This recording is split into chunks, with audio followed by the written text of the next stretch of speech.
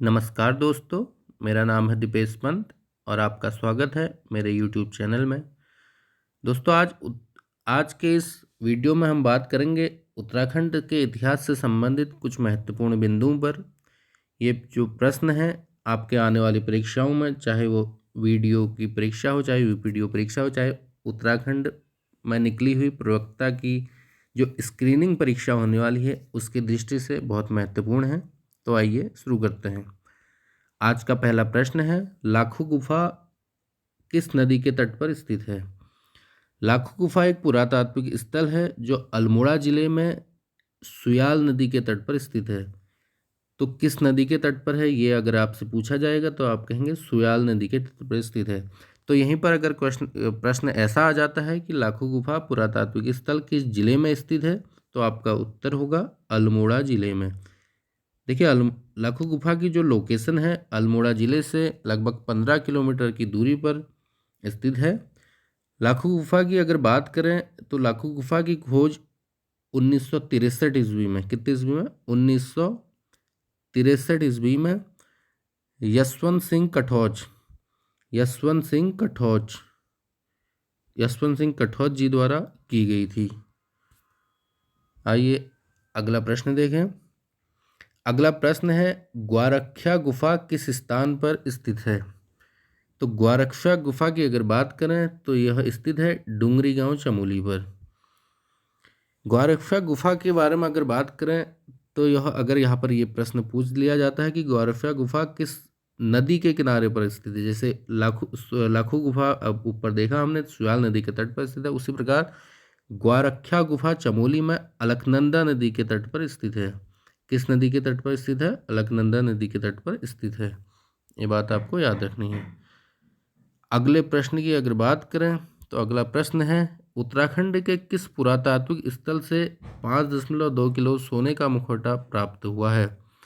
तो इसका उत्तर है मलारी गांव चमोली से। मलारी गांव चमोली की अगर बात करें तो यहाँ के विषय में एक महत्वपूर्ण बिंदु और हमें मिलता है, वो है कि उत्तराखंड के एकमात्र यह पुरातात्विक स्थल है जहाँ से जो पाषाणकालीन शवाधान हमें मिले हैं। क्या मिले हैं? पाषाणकालीन शवाधान जो मिले हैं उनका जो काल माना गया है वो हड़प्पा के समकालीन माना गया है। कहने का मतलब यह है कि उत्तराखंड के किस पुरातात्विक स्थल से हड़प्पा कालीन शवाधान के साक्ष्य मिले हैं, अगर ऐसा प्रश्न आपके सामने आता है तो उसका उत्तर होगा मलारी गांव चमोली से। अगर मलारी गांव चमोली की खोज के बारे में बात करें तो इसकी जो खोज की गई थी, खोज अगर की बात करें तो वो की गई थी 1956 ईस्वी में। इस समाधानों की खोज की गई थी और इसका जो अध्ययन की अगर बात करेंगे तो अध्ययन इनका किया गया था सन 2002 ईस्वी में गढ़वाल विश्वविद्यालय के शोधकर्ताओं या शोध छात्रों द्वारा इसका अध्ययन किया गया था। अगले प्रश्न की ओर बढ़ते हैं। अगला प्रश्न है, राज्य के किस स्थान से नीले रंग के शैलचित्र प्राप्त हुए हैं? बहुत महत्वपूर्ण प्रश्न है, आयोग द्वारा पिछली परीक्षाओं में पूछा गया है कि राज्य के किस स्थान से नीले रंग के शैलचित्र प्राप्त हुए हैं। तो वह प्राप्त हुए हैं हुडली गांव उत्तरकाशी से। हुडली गांव उत्तरकाशी से नीले रंग के शैलचित्र प्राप्त हुए। इसी के साथ में एक बिंदु आप और याद रखिएगा कि एक पुरातात्विक स्थल उत्तराखंड में है किमनी गांव। कौन सा? किमनी गांव। किमनी गांव पड़ता है चमोली जिले में। किस जिले में? चमोली जिले में। यहाँ की यह विशेषता है कि इस स्थान से सफ़ेद रंग के शैलचित्र प्राप्त हुए हैं। किस रंग के? सफ़ेद रंग के। अगर प्रश्न पूछेगा कि सफ़ेद रंग के शैलचित्र किस पुरातात्विक स्थल से प्राप्त हुए हैं तो आपका उत्तर होगा किमनी गांव चमोली से। किमनी गांव चमोली से सफ़ेद रंग के शैलचित्र प्राप्त हुए हैं और नीले रंग के शैलचित्र की बात करेगा तो वह है हुडली गांव उत्तरकाशी से। अगला प्रश्न देखिए, राज्य के किस स्थान से योग मुद्रा वाली आकृतियां मिली हैं, या राज्य के किस स्थान की जो आकृतियां हैं उनमें इंसान को योग करते हुए दिखाया गया है? बहुत महत्वपूर्ण प्रश्न है। योग मुद्रा वाली आकृतियां राज्य के फलसीमा नामक स्थान से मिली है और यह किस जिले में पड़ता है? अल्मोड़ा जिले में। फलसीमा की बात करें, फलसीमा जिला अल्मोड़ा नगर से लगभग 5 किलोमीटर की दूरी पर उत्तर दिशा में पड़ता है। तो प्रश्न आएगा कि राज्य के किस पुरातात्विक स्थल से योग मुद्रा वाली आकृतियां मिली हैं? तो वह है फलसीमा अल्मोड़ा से। अगले प्रश्न की ओर बढ़ते हैं। अगला प्रश्न है, राज्य के किस स्थान से 8 ताम्र मानवाकृति प्राप्त हुई हैं?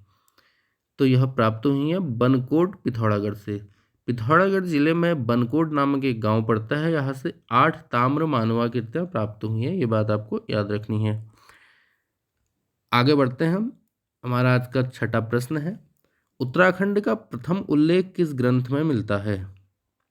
महत्वपूर्ण प्रश्न है और आपको याद होना चाहिए कि उत्तराखंड का जो प्रथम उल्लेख मिलता है ऋग्वेद में मिलता है। ऋग्वेद में उत्तराखंड के लिए, उत्तराखंड को क्या कहा गया है? अगर ऐसा प्रश्न आएगा तो उत्तराखंड के लिए ऋग्वेद में देवभूमि, क्या देवभूमि, देवभूमि तथा मनीषियों की भूमि, देवभूमि तथा मनीषियों की भूमि उत्तराखंड को कहा गया है ऋग्वेद में। आपने जगह जगह पर, आप जब उत्तराखंड में यात्रा करते होंगे तो बहुत जगहों में लिखा आपको दिखता होगा कि देवभूमि उत्तराखंड में आपका स्वागत है। तो उत्तराखंड में, उत्तराखंड के लिए ऋग्वेद में जो शब्द प्रयोग किया गया है देवभूमि या मनुष्यों की भूमि, उत्तराखंड को कहा गया है और ऋग्वेद में उत्तराखंड का प्रथम उल्लेख मिलता है। अगले प्रश्न की बात करें तो ऐतरेय ब्राह्मण में उत्तराखंड के लिए किस शब्द का प्रयोग किया गया है? अगला प्रश्न यह है, ऐतरेय ब्राह्मण उत्तराखंड के किस शब्द का प्रयोग किया गया? तो ऐतरेय ब्राह्मण में उत्तराखंड को उत्तर कुरु नाम से उल्लेखित किया गया है। या प्रश्न इस तरह से भी आ सकता है कि किस ग्रंथ में उत्तराखंड के लिए उत्तर कुरु शब्द का प्रयोग किया गया है? तो आपको याद रखना है, वहां पर आपको उत्तर होगा ऐतरेय ब्राह्मण में। देखिए आगे बढ़ते हैं। आज का 8वां प्रश्न है, स्कंद पुराण में माया क्षेत्र से हिमालय तक के क्षेत्र को किस नाम से उल्लेखित किया गया है? या आपको एक चीज पहले बता दूं, जो वर्तमान गढ़वाल का क्षेत्र है वह माया क्षेत्र से हिमालय तक के क्षेत्र को कहा गया है। माया क्षेत्र से आपको ध्यान रखना है, जैसे हरिद्वार को माया नगरी कहा जाता है, उसी स्थान से लेके हिमालय तक का क्षेत्र, माया क्षेत्र से लेके हिमालय तक के क्षेत्र को गढ़वाल कहा जाता है। तो स्कंद पुराण में इस क्षेत्र के लिए केदारखंड शब्द प्रयोग किया गया है। या सीधे प्रश्न ऐसा पूछ सकता है कि स्कंद पुराण में गढ़वाल के लिए किस शब्द का प्रयोग किया गया है? तो आपको याद रखना है केदारखंड का। और ऐसे भी पूछ सकता है कि उत्तराखंड के किस मंडल के लिए स्कंद पुराण में केदारखंड शब्द का प्रयोग किया गया होता है? गढ़वाल मंडल के लिए। उसी के इतर हम बात करें कि स्कंद पुराण में वर्तमान कुमाऊं के लिए, जो कहाँ से कहाँ तक फैला है, नंदा देवी पर्वत से लेकर कालगिरी तक का जो क्षेत्र है उसको कुमाऊं कहा जाता है। तो स्कंद पुराण में कुमाऊं क्षेत्र के लिए किस शब्द का प्रयोग किया गया है? अगर ऐसा प्रश्न आएगा तो वह है मानसखंड। या ऐसे प्रश्न पूछा जा सकता है कि कुमाऊं क्षेत्र के लिए मानसखंड शब्द का प्रयोग किस ग्रंथ में किया गया है? तो वह है स्कंद पुराण में। दो चीजें आपको याद रखनी है, गढ़वाल के लिए केदारखंड शब्द का प्रयोग किया गया है और कुमाऊं के लिए मानसखंड शब्द का प्रयोग किया गया है। आगे बढ़ते हैं। आज का अगला प्रश्न है, वशिष्ठ गुफा, वशिष्ठ कुंभ और वशिष्ठ आश्रम कहाँ स्थित है? तो यह तीनों स्थान स्थित है विसोन पर्वत टिहरी में। टिहरी जिले में एक पर्वत पड़ता है विसोन पर्वत नाम से, उसी विसोन पर्वत पर वशिष्ठ गुफा, वशिष्ठ कुंड और वशिष्ठ आश्रम स्थित है। ये बात आपको याद रखनी है। टिहरी से अगर बात करेंगे तो यहाँ पर एक पॉइंट आप रिवीजन कर लीजिए, या नए पहली बार देख रहे हैं तो याद कर लीजिए कि टिहरी रियासत का जो भारत में विलय हुआ था वो किस तिथि को हुआ था? ऐसा प्रश्न आयोग पूछ सकता है। तो आपको याद रखना है, टिहरी रियासत का भारत में विलय हुआ था 1 अगस्त 1949 को। 1 अगस्त 1949 को टिहरी रियासत का भारत में विलय हुआ था। और ऐसा प्रश्न अगर आपसे पूछ दे कि जब टिहरी रियासत का भारत में विलय हुआ था तो उस समय टिहरी के शासक कौन थे या टिहरी का राजा कौन थे? तो उस समय टिहरी के राजा थे मानवेंद्र शाह। कौन थे? मानवेंद्र शाह उस समय टिहरी के शासक थे। आगे बढ़ते हैं। हमारा अगला प्रश्न है, अल्मोड़ा के जाखन देवी मंदिर उत्तराखंड में किस जाति के निवास की पुष्टि करता है? तो उसका उत्तर होगा यक्षों के निवास की। अब यक्षों की अगर बात करें, उत्तराखंड में प्राचीन काल में अनेक पुरा जातियां निवास करती थी, उसी में से एक जाति है यक्ष। पुरा जातियों की बात करें, कोल, किरात, खश, यक्ष, गंधर्व आदि बहुत सी पुरा जातियां निवास करती थी, उसके बारे में हम विस्तार से आगे चर्चा करेंगे।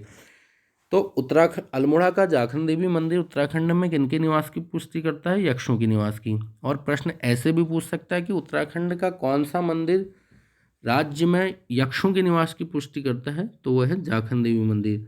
और जाखन देवी मंदिर कहाँ स्थित है ये पूछेंगे तो जाखन देवी मंदिर स्थित है अल्मोड़ा में। ये चीज़ आपको याद रखनी है, अल्मोड़ा नगर के बीचों बीच यह मंदिर स्थित है। आगे बढ़ते हैं। आज का 12वां प्रश्न है, अशोक के कालसी अभिलेख में यहाँ के निवासियों के लिए किस शब्द का प्रयोग किया गया है? ये आज का अगला प्रश्न है। तो आपको याद रखना है, अशोक के कालसी शिलालेख में यहाँ के निवासियों के लिए पुलिंद शब्द का प्रयोग किया गया है। किस शब्द का प्रयोग किया गया है? पुलिंद शब्द का प्रयोग किया गया है कालसी शिलालेख में यहाँ के निवासियों के लिए। और इसी में अगर प्रश्न पूछ दे कि यहाँ के इस क्षेत्र के लिए, अशोक के कालसी शिलालेख में इस क्षेत्र के लिए किस शब्द का प्रयोग किया गया है, तो वो आपको याद होना, या आपको बता दूं कि इस क्षेत्र के लिए जो शब्द का प्रयोग किया गया है वह है अपरांत। अपरांत शब्द का प्रयोग यहाँ के क्षेत्र के लिए किया गया है और यहाँ के निवासियों के लिए पुलिंद शब्द का प्रयोग किया गया है। और अशोक के कालसी शिलालेख के बारे में अगर बात करें तो इसकी जो खोज की, ये जो शिलालेख है 257 ईसा पूर्व का शिलालेख है। इसकी जो खोज की गई थी, तो अशोक के कालसी शिलालेख की खोज 1860 ईस्वी में जॉन फॉरेस्ट, किसने की थी? जॉन फॉरेस्ट नामक व्यक्ति ने 1860 ईस्वी में अशोककालीन शिलालेख की खोज की थी, अशोक के कालसी शिलालेख की खोज की थी। और इस शिलालेख में अशोक ने यह वर्णित किया है कि उस अशोक द्वारा यहाँ के लोगों के लिए चिकित्सा की व्यवस्था कर दी गई है और साथ ही एक अपील यहाँ के लोगों के से की गई है कि आप हिंसा का त्याग करके अहिंसा का रास्ता अपनाइए। ये अशोक ने यहाँ के लोगों से इसमें एक अपील की थी। आगे बढ़ते हैं। लाखामंडल देहरादून से प्राप्त राजकुमारी ईश्वरा के शिलालेख के अनुसार यमुना उपत्यका में किस वंश का शासन था? अच्छा प्रश्न है। तो राजकुमारी ईश्वरा के शिलालेख के अनुसार इस यमुना उपत्यका में यादव वंश का शासक था, यादव वंश का शासन था, या यादव वंश से शासन कर रहे थे। यादव वंश से मतलब यदुवंशी जिनको कहा जाता है, जिनका संबंध भगवान कृष्ण से है। यादव वंश के जो संस्थापक माने जाते हैं भगवान कृष्ण माने जाते हैं, तो उनका शासन राजकुमारी ईश्वरा के शिलालेख के अनुसार यमुना उपत्यका में था। ठीक है, यह चीज़ आपको याद रखनी है। आगे बढ़ते हैं। हमारा आज का 14वां क्वेश्चन है कि कांतेश्वर पर्वत कहाँ स्थित है? तो कांतेश्वर पर्वत है चंपावत में स्थित। कांतेश्वर पर्वत से संबंधित यहाँ पर तथ्य यह है कि कांतेश्वर पर्वत के नाम पर ही वर्तमान कुमाऊं का नाम पड़ा। कांतेश्वर पर्वत से नाम, इस क्षेत्र को कुर्मांचल नाम कांतेश्वर पर्वत के कारण पड़ा और कुर्मांचल धीरे धीरे कुमाऊं नाम में परिवर्तित हो गया। कांतेश्वर पर्वत के बारे में बात करें तो कहा जाता है कि भगवान विष्णु का कूर्मावतार, भगवान विष्णु का कूर्मावतार इस स्थान पर हुआ था, इसलिए इस पर्वत को कांतेश्वर पर्वत कहा गया और इसी कांतेश्वर पर्वत से ही वर्तमान कुमाऊं नाम अस्तित्व में आया। तो कांतेश्वर पर्वत कहाँ स्थित है? चंपावत में स्थित है। हमारा अगला प्रश्न है, रामायणकालीन बाणासुर की राजधानी कहाँ स्थित है? तो वह स्थित है ज्योतिषपुर या वर्तमान जोशीमठ में। रामायणकालीन बाणासुर की राजधानी ज्योतिषपुर जोशीमठ में स्थित है। और यह किस जिले में पड़ता है? तो यह पड़ता है चमोली जिले में। जोशीमठ चमोली जिले में पड़ता है। तो प्रश्न आपसे पूछ लेगा कि रामायणकालीन बाणासुर की राजधानी कहाँ थी? वो थी जोशीमठ में, जो चमोली जिले में पड़ता है। ये आपको याद रखना है। और आज का अंतिम प्रश्न है, पांडवों के उत्तराखंड आगमन के समय यहाँ किस जाति का आधिपत्य था? तो उस समय यहाँ पर शासन था पुलिंद या कुलिंद वंश का। पांडवों के उत्तराखंड आगमन के समय इस क्षेत्र में पुलिंद वंशों का शासन था। पुलिंद और कुलिंद में आपको कंफ्यूज नहीं होना है, पुलिंद वंश को ही कुलिंद नाम से भी जाना जाता है। किस शासक का शासन था उसकी बात करें तो कुलिंद राजा शुबाहु, कुलिंद राजा शुबाहु का उस समय यहाँ पर शासन था और यह महाभारत के युद्ध में पांडवों की ओर से लड़ा था। किन की ओर से लड़ा था? पांडवों की ओर से लड़ा था। तो ये थे आज के कुछ इतिहास से संबंधित महत्वपूर्ण प्रश्न।